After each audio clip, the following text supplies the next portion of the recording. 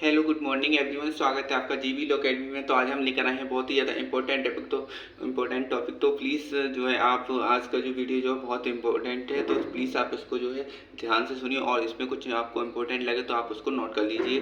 तो ज़्यादा समय न लेते हुए स्टार्ट करने जा रहे हैं अपना टॉपिक, तो जो कि हमारा आर्टिकल 21 से रिलेटेड है। तो हमारा आर्टिकल 21 जो है क्या कहता है, तो आर्टिकल 21 के अकॉर्डिंग प्राण और दैहिक स्वतंत्रता का जो अधिकार है वो हमें प्रदान किया गया है। तो प्राण और दैहिक स्वतंत्रता का अधिकार के अंतर्गत क्या शामिल है वो हम डिस्कस करने जा रहे हैं। तो प्लीज़ आप इसको जो है गौर से सुनिए और इसको जो अगर आपको कुछ इंपॉर्टेंट टिप्स या टॉपिक कुछ भी नज़र आए इसमें तो प्लीज़ आप इसको नोट कर लीजिए। तो आर्टिकल 21 ये उपबंधित करता है कि किसी भी व्यक्ति को उसके प्राण या दैहिक स्वाधीनता या स्वतंत्रता से विधि द्वारा स्थापित प्रक्रिया के अनुसार ही वंचित किया जाएगा, अन्यथा नहीं।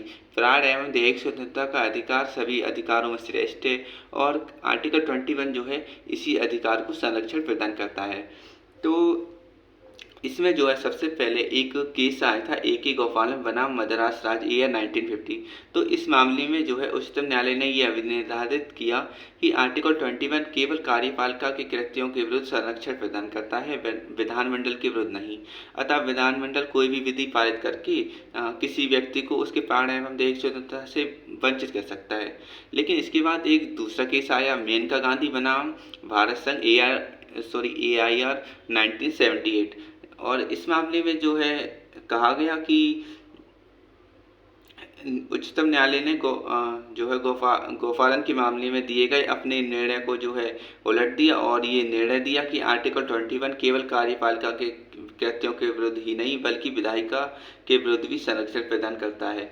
विधानमंडल द्वारा पारित किसी भी विधि के अधीन विहित प्रक्रिया जो किसी व्यक्ति को उसके प्राण एवं दैहिक स्वतंत्रता से वंचित करती है उचित और युक्तियुक्त अर्थात नैसर्गिक न्याय के सिद्धांतों के अनुरूप होनी चाहिए।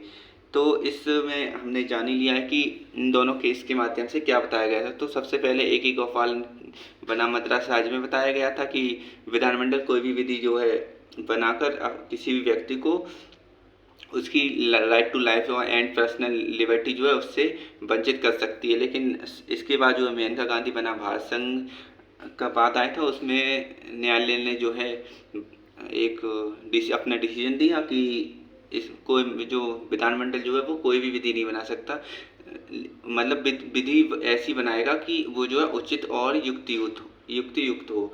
तो हम पढ़ते हैं हम अपने नेक्स्ट स्लाइड पर। तो which right is included in the right to life. तो हमारे जो जीवन का अधिकार है उसमें जो है कौन कौन से अधिकार शामिल हैं वो हम अब डिस्कस करने जाएंगे। तो हमारे जो जीवन का अधिकार है इसके अंतर्गत बहुत सारी जो है राइट हमें मिले हुए हैं, जैसे कि जीवन रक्षा का अधिकार, आश्रय का अधिकार, सुनवाई का अधिकार, प्रतिष्ठा का अधिकार, निष्पक्ष सुनवाई का अधिकार, निजता का अधिकार, स्वास्थ्य का अधिकार, सूचना का अधिकार, सोने का अधिकार, विद्युत का अधिकार यानी कि बिजली का अधिकार और जल का अधिकार। ऐसे ही हमें बहुत सारी इसके अंतर्गत जो है अधिकार शामिल किए गए हैं। तो अब हम बढ़ते हैं अपनी नेक्स्ट स्लाइड पर। तो how can our right to life be taken away. तो हमारा जो जीवन जीने का अधिकार है वो हमसे कैसे छीना जा सकता है। तो हमने पहले ही डिस्कस कर लिया क्योंकि हमारा जो जीवन जीने का अधिकार है वो सिर्फ विधि के प्राधिकार के साथ ही हमसे छीना जा सकता है। विधि के प्राधिकार के बिना हमसे कोई भी व्यक्ति की स्वतंत्रता जो है नहीं ली जा सकती। तो और जो विधि होनी चाहिए वो उचित और युक्तियुक्त होनी चाहिए। तो अगर विधि जो है ऐसी है उचित और युक्तियुक्त है तो किसी भी व्यक्ति से उसके जो प्राण एवं दैहिक स्वतंत्रता है वो जो है छीनी जा सकती है। अब हम बढ़ते हैं अपनी नेक्स्ट स्लाइड पर। तो does the right to life also include the right to die. तो क्या हमारे जीवन जीने का जो अधिकार है उसमें मरने का अधिकार भी शामिल है। तो इसमें जो है जनरली क्या होता है कि इसमें जो है हमारे जीवन जीने के अधिकार में मरने का जो अधिकार है वो शामिल नहीं है, लेकिन इसका कुछ अपवाद भी है।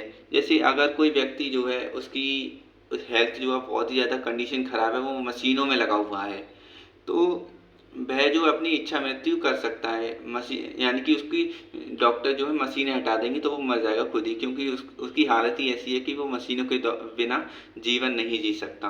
तो अगर उसकी कंडीशन ऐसी है कुछ गंभीर परिस्थिति के कारण उसकी जो है कंडीशन या हेल्थ उसकी इस टाइप की हो गई कि वो बच ही नहीं सकता, यानी कि उसका ट्रीटमेंट जो है इस टाइप से चल रहा है कि वो मशीनों के सहारे ही जीवित है।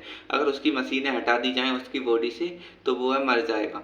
तो ऐसी कंडीशन में जो है कोई भी व्यक्ति अपनी इच्छा मृत्यु पा सकता है और वह जो है अपनी मशीनें जो हटवा कर जो है अपनी इच्छा जो है प्राप्त कर सकता, अपनी इच्छा मृत्यु जो है प्राप्त कर सकता है। तो ऐसी ही कंडीशन में जो है अपना जो प्राण एवं दैहिक स्वतंत्रता का अधिकार है उसको जो है त्यागा जा सकता है, अन्यथा नहीं।